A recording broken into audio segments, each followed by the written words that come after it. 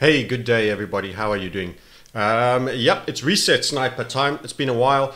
And we've been talking for a while about how things are hotting up. We had the bond market turn, yields starting to go up. Many people's eyes glaze over when you mention the bond market. It's like that institutional investment banking thing that doesn't seem to mean too much to retail folk.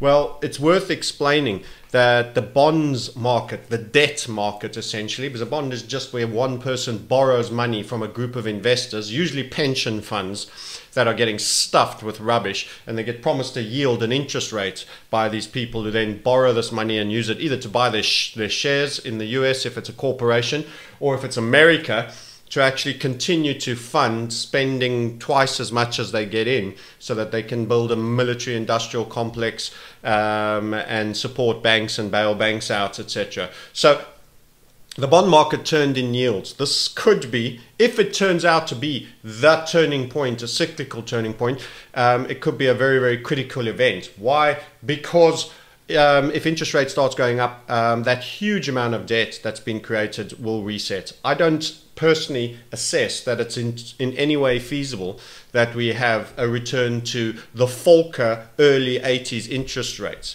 in deep into the double digits. Why? Long before you get there, all debt instruments will have become so devalued. Why? Because the likelihood of not being able to make their interest payments is almost a certainty. We don't even have to get 5 or 6% to 5 or 6 percentage points on most debt, and it'll be unsustainable. Interest payments will be larger than anything else. This is the tertiary extracting system that the cabal have. And that's when they'll do resets, kind of like the whole Shemitah meme, for those of you who got that. 7 years cycle and 7 cycles of 7 year cycles, and there was that big hype about the Shemitah. It may still come. In other words, a great purge of debt, and we're going to do it differently this time and just resell the new game with a slightly different veneer. This could be very bullish for cryptos. Anyway, the article I'm showing you is Ray Dalio. Many people haven't heard of him, but a big hedge fund investing man of many decades. Recently started talking to our friend Tony Robbins about Tony Robbins, The Game of Money, I think it is. I've got the book somewhere. I'll have to refer. Where? Money, the Game. I'll dig out the correct title. But the point is, he started talking to people a lot about his bonds and equities mix that Tony Robbins was espousing that most people should have. The problem with that is at the end of cycle, if bonds are going to go essentially close to zero, or entirely to zero in terms of worth, you don't want to be with the traditional advice, in-cycle advice for a large macro generational cycle. You don't want to be employing that strategy at the moment that it ceases to be of good value and you run into real problems. And that's what could happen. That is what could happen if you started utilizing that portfolio at the point that we have a major reset in bond debt. So he's calling, the key theme is, Ray Dalio says next economic downturn is coming sooner than you think. So now you're getting mainstream hedge fund manager types talking much bigger and louder about what they see is coming. This is full-blown endorsement of the reset sniper principle that we've been... My attention to deficit syndrome has caused me so much disruption, and essentially we've been living in this financial realm waiting for the piano to fall on our head, and they've kept the music playing and the people dancing while the Titanic is taking water, and the truth of the matter is I just wish we'd get over it so we can stop living with this bomb over our head and clear the air. The clock is ticking. Millions of retirement plans could go bust, so the pension system is in serious trouble.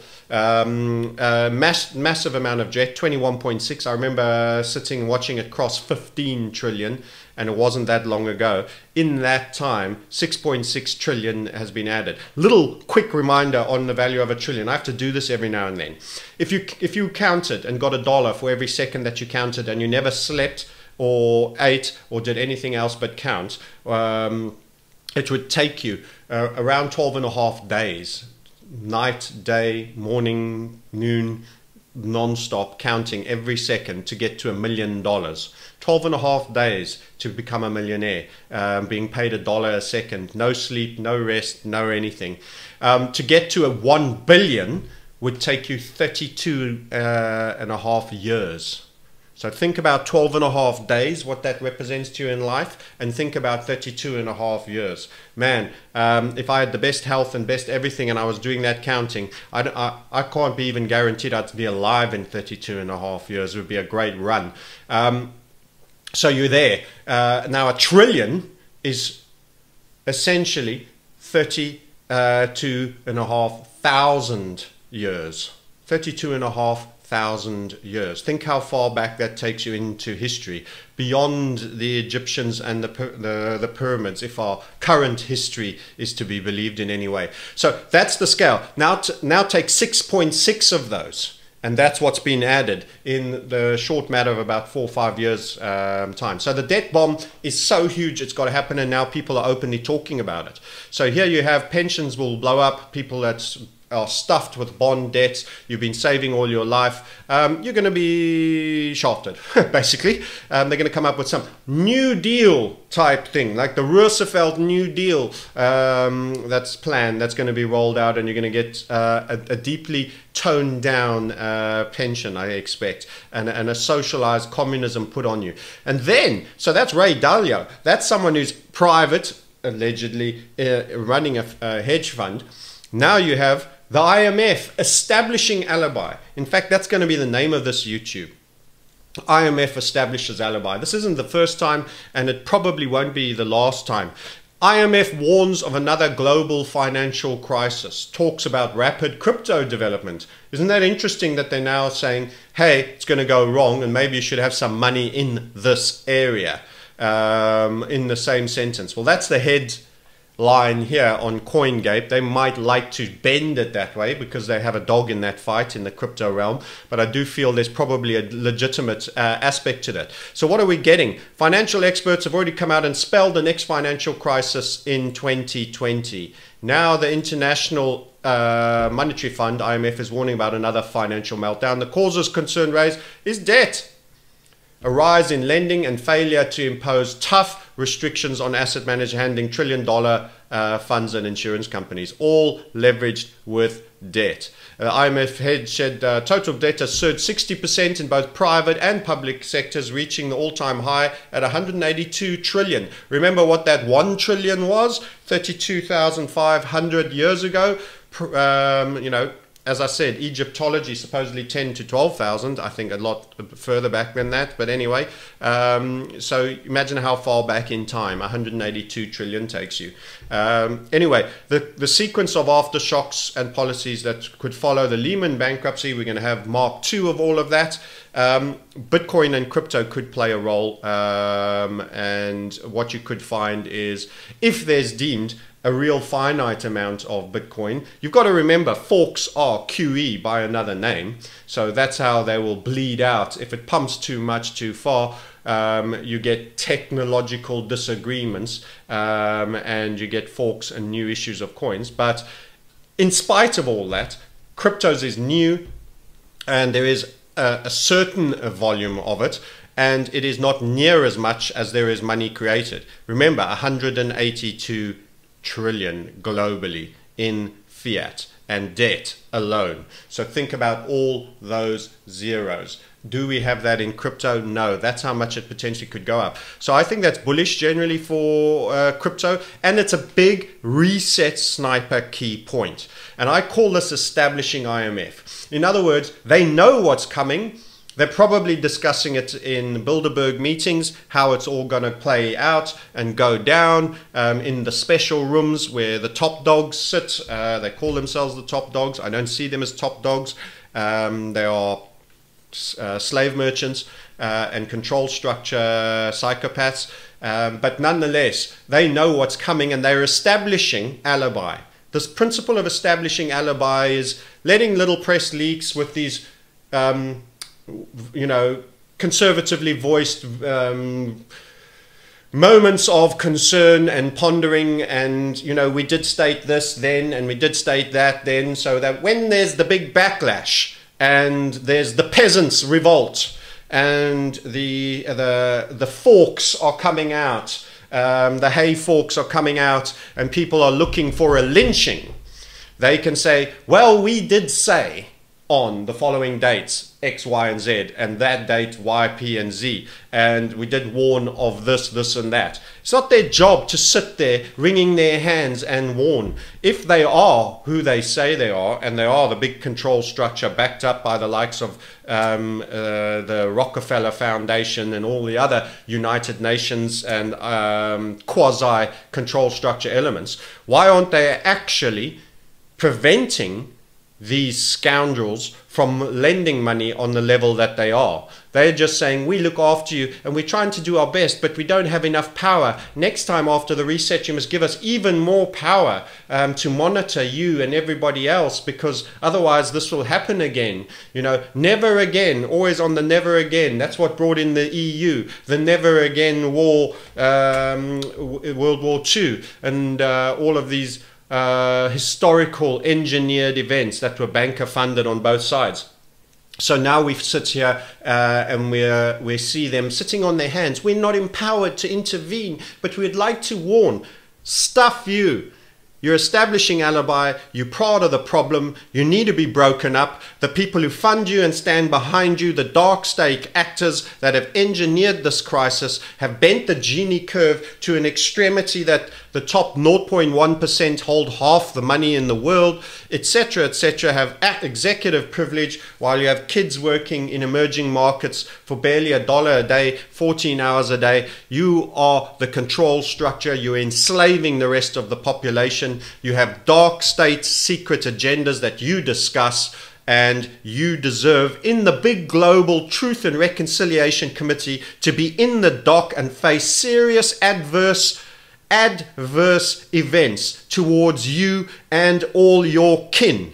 I'm talking about asset stripping, prison sentences, real flipping punishment. And I would support anybody that could come forward as some form of independent judicial to undermine and take down the dark actors that have set up this Ponzi scheme and will perpetuate it for a new generation after they've hit the reset clock, and play the same old tricks on a new generation that will take a generation to learn the same old lessons, just with a different name, a different brand, and even more technological, oligarchical, communistic, and total monitoring environment, which is beyond the realm of common decency to human existence. And I will support anybody who will get these dark actors in the courts to face the full extent of their perpetual fraud-based crimes. And I think of someone like Aaron Schwartz, who was suicided after fighting back the internet SOPA bill, and wanted peace, liberty, and lack of the ongoing monitoring of people through the internet, and was hounded by prosecutors working towards getting him like a 35 year sentence for making free information that should be freely available to all, and downloading it, and was treated under these terrorism laws designed to clamp down on us. And I saw Obama saying how, Tor and all of these things to turn everybody's device into a Swiss bank account, and the right to extract taxes are no longer even available to governments, and how they need surveillance. He is a dark, dark actor. He must be made to pay for his intrusion against the rights and privacy of individuals in society. Anyway, that's my rant. But these guys are establishing Alibi to say, we told you so. It's come and we told you so. And they don't get paid to say we told you so. They should be acting on it. But they are actually part and parcel of it. They are the PR head of this serpent, and they need decapitating. Okay, the big message though is you're going to get the reset sniped. It's coming. Everyone is now establishing Alibi. If you aren't working on how you will exploit this to move your wealth forward, you will not survive. Jobs will be lost. Businesses will be closed. Overdrafts will be called in, foreclosures will be happened, people will be turned out of their properties. The long-term goal is only the real wealth own properties. You will become rentally extracted, usury extracted. It will be a global communism where government provides all things for you. You'll watch this UBI won't go away. This is what's coming. What are you doing to make sure you remain part of the wealth? And do you recognize the role crypto might play in this? That's the real message that is coming out. Don't give up on cryptos just because of the bear market, and make sure your pensions are not invested in the Ponzi scheme. Make sure you take power of it, get investment, and get them out. And don't think equities are going to be safe either, because if we crash, they can do 65% a loss in a very short time frame as well, if this is as big as I think it could be. Anyway, that's me done. I'll speak to you again soon all about it. By the way, we'll be at a speaker at Acapulco, the Dollar Vigilante, in February 2019. Pop on down and come and say hi if you're in that part of the world. If my friends in the States, if you feel like coming out down there, lots of liberty-orientated people. Ron Paul will be there. David Icke will be there. The Lizard Man, and many other interesting speakers. Doug Casey, David Morgan, the precious metal guys, and it's bound to be very, very interesting. And it's a good crowd of people, real liberty-orientated people that believe in pushback. Okay, bye for now, and I'll see you down at the event if you can make it. Enjoy it. Bye.